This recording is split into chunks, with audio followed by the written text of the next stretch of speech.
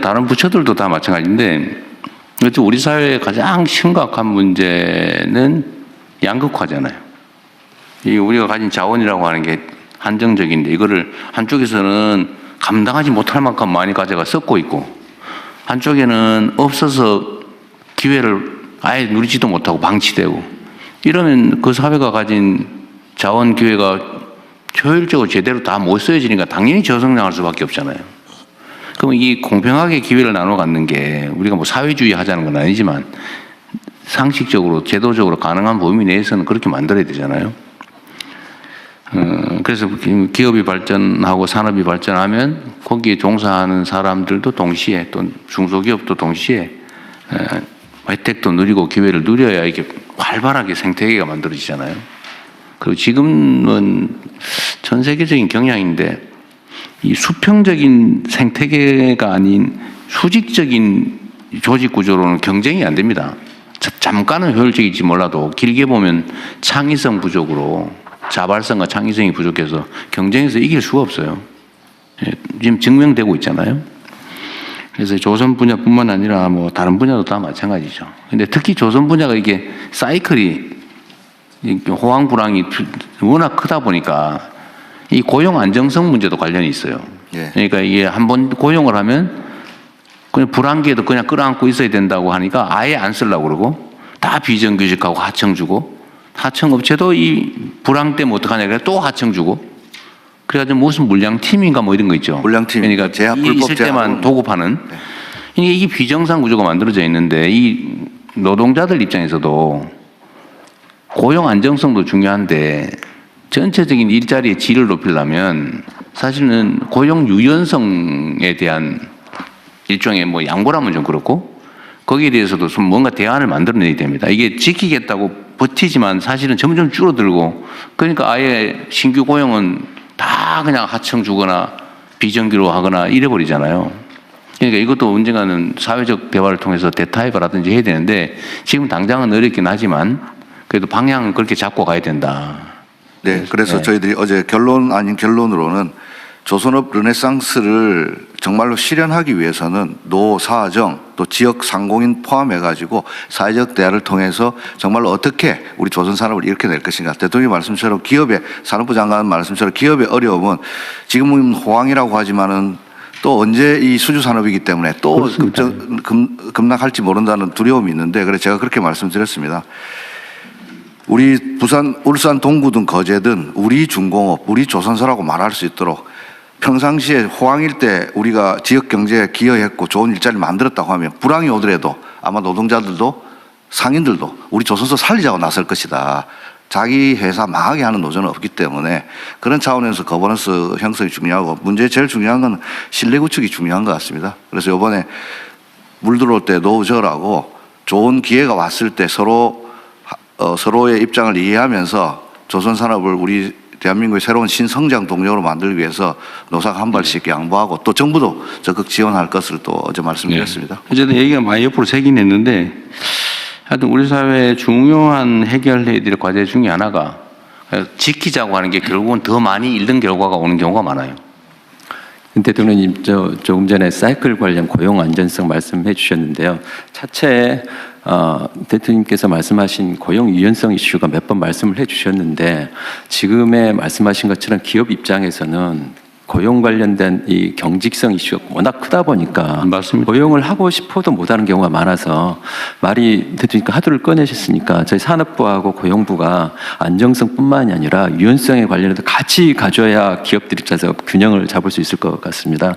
한쪽만 가기보다는 그렇게 한번 같이 들어보도록 하겠습니다. 그러니까 나도 얘기한 김에 한 번 더 하면 이게 사회적 대화위원회가 해야 될 제일 중요한 일인데 입장이 딱 그렇더라고요 보니까. 노동자들 입장에서는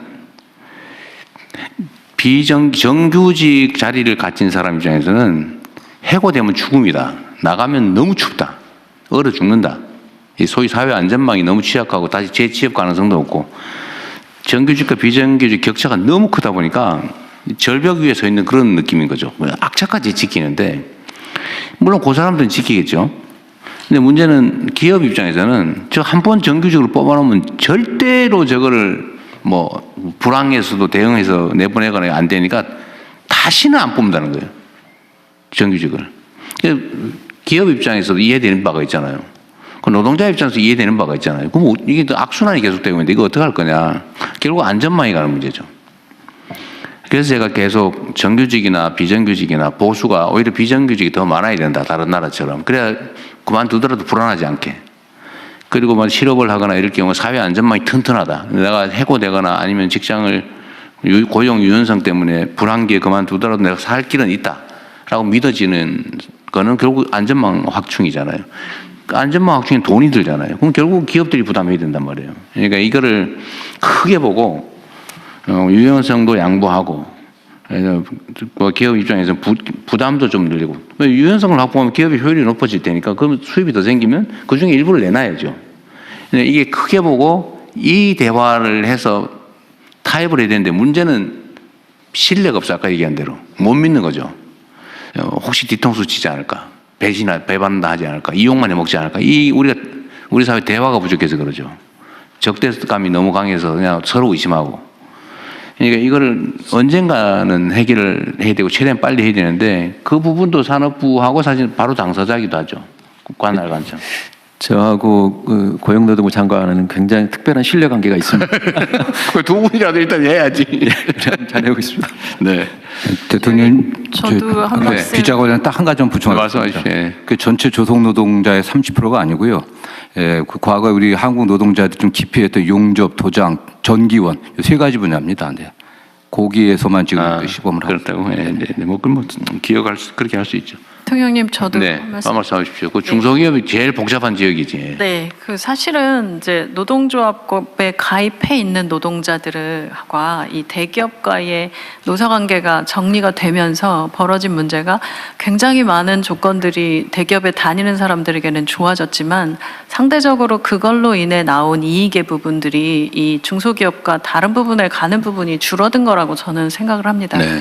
그래서 이 부분이 지금까지의 노사정 관련된 부분에서도 되게 많은 부분 대기업 노조와 이 그 대기업들 간의 이 타결 그리고 그 사이에 중소기업들 관련자들이나 소상공인 관련된 부분들은 참여자의 숫자도 굉장히 적고 이러다 보니까 전체적으로 최저임금을 결정하거나 여러 가지 단계에서 대기업과 대기업 노조 간의 결정들이 오히려 영향은 중소기업과 소상공인들에게 다 미치는데 여기에 대한 입장을 낼 수 있는 그 자리도 내용도 이 숫자도 없다라는 부분들이 저는 지금의 문제를 그렇죠. 되게 많이 가져왔다 생각합니다. 그래서 그런 부분에서 이제 어떻게 이 유연화 관련된 얘기가 나올 때 이들의 참여도 좀 더 확대시킬 네. 거냐라고 하는 부분도 저는 좀 같이 열어서 생각해야 된다고 봅니다.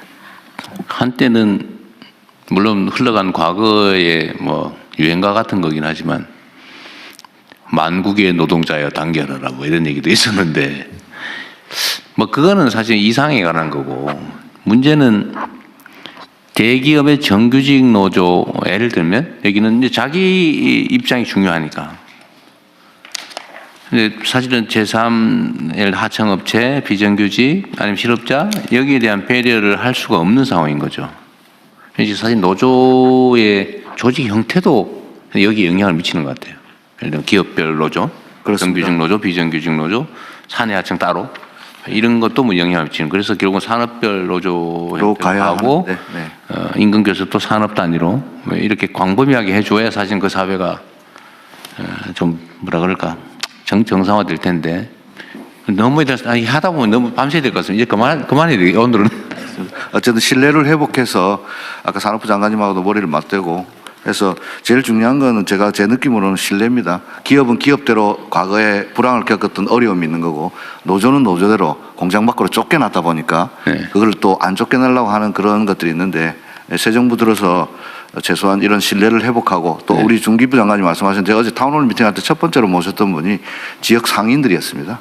네. 그래서 그 거버넌스에도 참여시키도록 하겠습니다. 어쨌든 뭐 오늘 여기서 계속 얘기할 수는 없는데 하여튼 제가 그 사회 발전 역량은 결국 그 사회의 민주 역량이 달려 있다. 민주주의 역량이 달려 있다고 하는 얘기가 사실 이런 것 때문이에요. 네, 모든 게 결국은 각각의 개인의 권리, 인권을 존중하고 합리성을 존중하고 공정하고 투명한 이게 다 민주주의 가치잖아요. 근데 이게 제대로 좀 작동하는 그런 나라를 만드는 게 우리한테 제일 중요한 과제인 것 같습니다. 이게 각계의 의제들은 나눠져 있지만 그래서 이거는 끊임없이 또 각 부처에서도 내부적 논의도 좀 하시고 지금 노사 경사노위 그것도 구성이 됐으니까 그 대화도 좀 잘 하시고 그렇게 하십시오. 네, 그렇게 하겠습니다. 그리고